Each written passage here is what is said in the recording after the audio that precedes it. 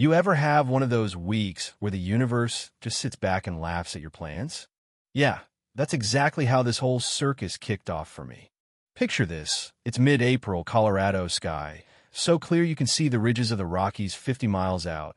The kind of day where the wind just nods at you as it blows past, real neighborly. And you're thinking, hey, maybe peace and quiet do still exist in this world. But let me tell you, that's when fate decides to send you a walking tornado in a pantsuit, armed with a helmet of hair and a clipboard thick enough to kill a rattlesnake.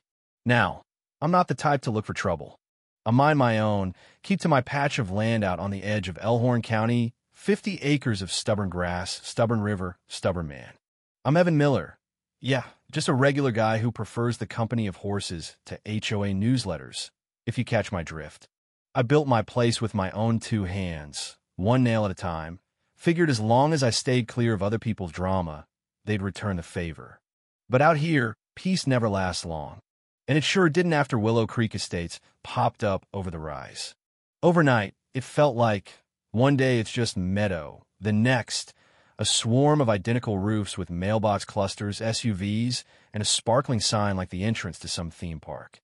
With it came rules, committee meetings, and a brand new homeowners association run by folks who figured the world needed a little more order. I didn't pay them much mind.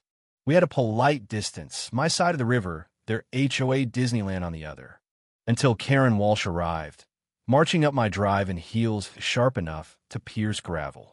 You'd spot Karen a mile away, always dressed like she's about to go live on Good Morning America, hair so stiff you wonder if she sleeps standing up. First time she showed up, she had a pie, claimed it was homemade, but the box was still warm from the bakery downtown. She called it a neighborly gesture, so I called it dessert and tried not to laugh when she nearly tripped over my old dog, Jasper. For a while, things stayed friendly. Well, as friendly as an HOA president can be when they're always glancing at your fence line like they're sizing up a new territory. 2 years go by, no real drama, just the low hum of distant leaf blowers and the occasional neighbor waving a little too enthusiastically. But then, one fine morning, Karen and her personal army, couple of board members in matching windbreakers, come strutting up my porch with a proposal. She's all smiles, teeth gleaming, papers tucked under her arm like she's offering a winning lottery ticket. She wanted a bridge. Not just any bridge, mind you, but a concrete beauty right across my chunk of the river, a shortcut for the Willow Creek folks to get to the county road. Said it was for emergency access, community safety, and, of course, property values. She laid it all out like a sales pitch. The HOA would pay, they'd build it to code, minimal impact, and, hey, I'd even get to use it myself. But, I've seen enough good neighbor deals in my life to smell a rat. I said I'd have to run it by my lawyer. Richard Hale, friend of mine since high school, loyal as an old hunting dog. Richard gave it a green light, said the contract was clean, no hidden clause. Truth is, I trusted him so much I barely skimmed the papers. So I signed. Construction was a headache, big trucks, shouting matches at sunrise, but the bridge that went up was sturdy as they come. Steel rails could hold 20 tons easy. I figured, well, at least now my drive to the feed store was 10 minutes shorter. Silver linings, right? Then came the grand opening, ribbons, lemonade, Karen front and center with a pair of scissors like she was about to cut the ribbon on her own personal kingdom. I kept to the sidelines, cracked a joke with the mailman, watched it all like an outsider at my own wake. And, honestly, for a few weeks, everything seemed fine. The bridge was used by everyone, buses, delivery vans, those HOA SUVs with the logo stenciled on the doors. Folks waved, I waved back. I thought maybe, just maybe, we'd all settle in. Then one Thursday, out of nowhere, a black SUV rolled up to my gate, dust boiling behind it. Guy steps out, polished shoes sinking into my mud, calls himself Michael Brenson, representing real estate investors. He wanted to buy me out, not just an offer, but a thick folder with numbers that made my eyes bug. Double market value. All cash. No contingencies. Now, I wasn't born yesterday. I asked why. He said, plain as day, my land was the key connector for the next phase of Willow Creek. Traffic flows, future expansions, blah, blah, blah. There was something off in his tone, like the deal was already done in his mind. I told him to take a hike. He didn't flinch, just gave me a look like I was the one being unreasonable and muttered, "Not everyone gets a chance to exit cleanly before things get complicated." He left, tires spinning, and my gut went cold. This wasn't about a bridge anymore. They wanted it all. That night, I sat in the dark, whiskey in one hand, contract in the other, flashlight beaming over every line. Couldn't see anything wrong, but then again, I'm no lawyer. That's when my eyes fell on the iron owl Karen had given me after the bridge ribbon cutting. Big, heavy thing with little glass eyes. Seemed like a harmless knick-knack, but something about it just felt wrong. Maybe it was paranoia, but I called Ray, old army buddy, knows his way around surveillance tech. Ray popped that owl open, and, sure enough, there was a GPS tracker and a live mic hidden inside. Not some Amazon junk either, Ray-all professional gear. I swear, my jaw nearly hit the porch. Karen had been spying on me. And suddenly, everything snapped into focus. The bridge, the buyout, all the weirdly timed neighborly gestures. They were building a case, or maybe just keeping tabs, waiting for me to slip. I tore through Brinson's folder again, found zoning maps, timelines, even a plan that showed a road bulldozing right through my barn. I was a problem to be erased, not a neighbor. Called Richard, but he shrugged it off, said the HOA couldn't force me to sell, told me to relax. That's when my trust in him started leaking out like a busted pipe. And then came the storm. Autumn thunder shaking the windows, river rising fast. Next morning, I'm out checking the banks, and I hear this screech. Metal on metal, the kind of sound that makes your teeth ache. I sprint up the ridge and see two HOA flatbeds. Halfway into the river, bridge split like a toothpick. Emergency crews everywhere, drivers cussing and bleeding. Karen's there in a flash, all fury, waving papers in my face. "You said this bridge was safe?" "Evan," she snaps, barely letting me answer. Suddenly, I'm the villain. She's got the contract, finger jabbing at Clause 32, subsection C. As landowner, I'm responsible for any structural deficiencies not caused by willful misconduct of the HOA. Richard had told me it was boilerplate. Now, I'm staring down the barrel of $1 million claim.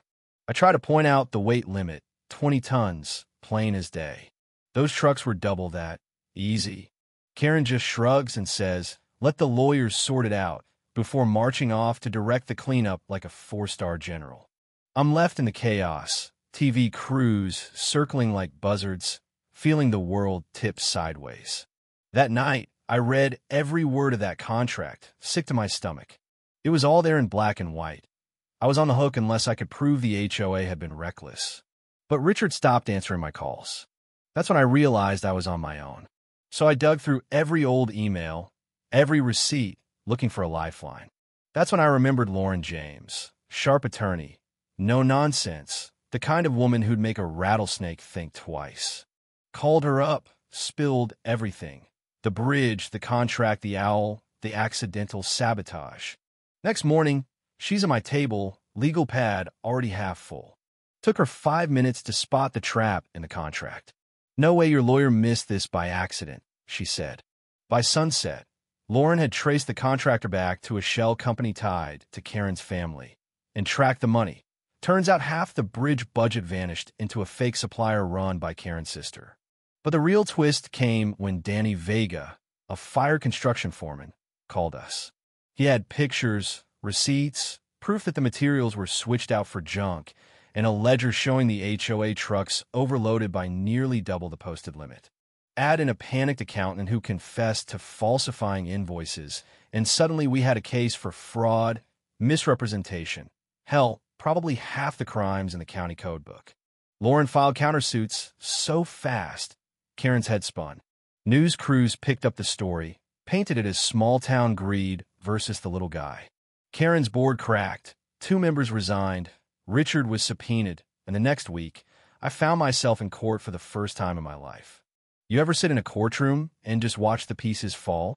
Karen showed up in head-to-toe white, acting like butter wouldn't melt in her mouth. But Lauren took them apart, piece by piece. Photos, invoices, emails, the works. When Richard had to admit under oath that he'd taken consulting fees from the HOA while pretending to represent me, I almost felt sorry for the guy. Almost. Jury didn't take long. They pinned Karen for fraud, negligence, and malicious prosecution. Damages awarded to me, contractor's license gone, Gary the accountant got whistleblower status, and Danny landed a new job with Lauren's cousin. Karen tried to weasel out with bankruptcy, but the fraud was federal. Last I heard, she's negotiating a plea deal. A week after the dust settled, my Willow Creek neighbors came by, sheepish, offering to help rebuild my old footbridge. This time, I took them up on it. No contracts, just handshakes, beer, and a lot of laughs. The iron owl welded its head shut, tossed it out by the compost. Only thing it's good for now is scaring off crows and reminding me not to trust gift from folks with too much hairspray. And, I got a letter from Karen, cream paper, flowery script with a $25 Olive Garden gift card tucked inside. I laughed till I cried. Hung the letter over the mantel, not out of spite, but as a reminder that sometimes the battle isn't about who's toughest. It's about who pays attention, who stands their ground, and who refuses to be bullied by a title or a fancy clipboard. These days, my bridge is simpler, just wooden nails, built with my own 2 hands and a couple real neighbors. There's a new sign, private bridge, cross at your own risk. Pie welcomed. I figure that's all the contract I'll ever need.